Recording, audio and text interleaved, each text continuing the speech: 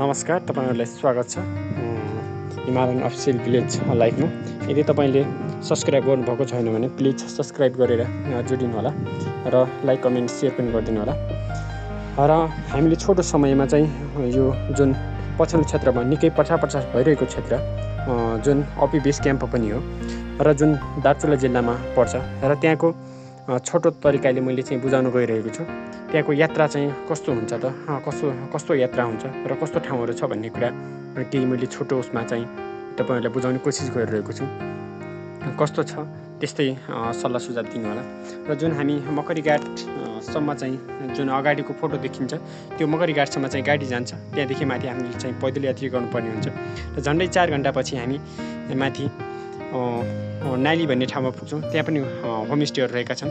जुन हामीले गाउँ देख्छौँ त्यो गुसा गाउँ हो र जुन 2 नम्बर वडाभित्र पर्छ। र हामी आई लभ अपी डाँडा हुँदै हामी अगाडि बढ्छौँ। जति अगाडि बढ्दै गयो त्यति नै रमणीय दृश्यहरू र माथिको हिउँले सेताम्य भएका हिमालहरू देख्दा झनै मनै आतुर भएर आउँछ। र हामी लगतै हाम्रो यात्रा जारी नै रहन्छ र हामी अपी हिमाल 1 वडा कार्यालय नजिकको गाउँ पुग्छौँ र त्यहाँको गाउँ चाहिँ आरुखोट र सेती भन्ने गाउँ रहेको छ।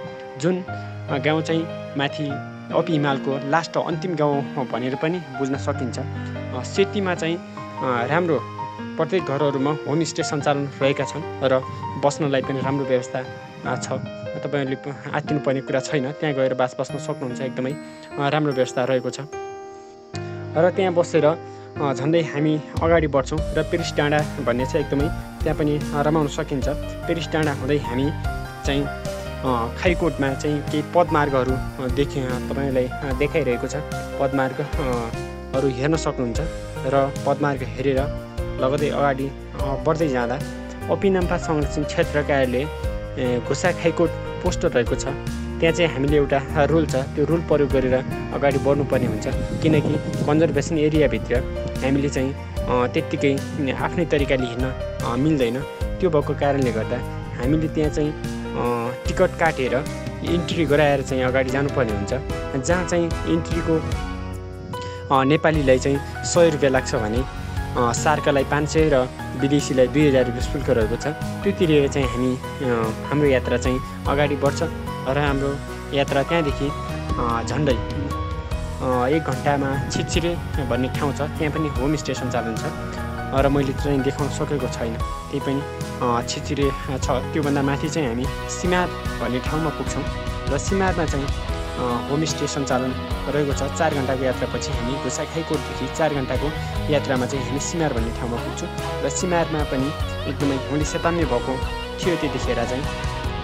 र सिमारमा राम्रो होमस्टेहरू सञ्चालन त्यहाँ पनि छन् र हामीले बासको लागि आत्तिनुपर्ने कुरा त्यस्तो खासै छैन।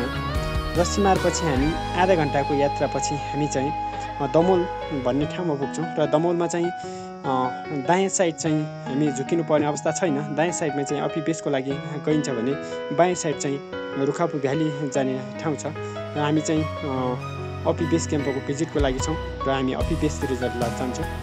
र माथि जाँदै गर्दाखेरि माथि हिमालका अपीको फेदहरू देखिन थाल्छ र झन् मनै आतुर भएर आउँछ। कतिखेर पुगिएला जस्तो लाग्दो रहेछ र एकदमै रमणीय ठाउँ छ र तपाईहरुले घुम्नै पर्ने लागेको ठाउँहरूमध्ये पनि एउटा अपी बेस पनि छ जुन दार्चुला जिल्लामा अवस्थित छ र जुन अपी नाम्पा संरक्षण क्षेत्रको यो कन्जर्भेसन एरियाभित्र पर्छ।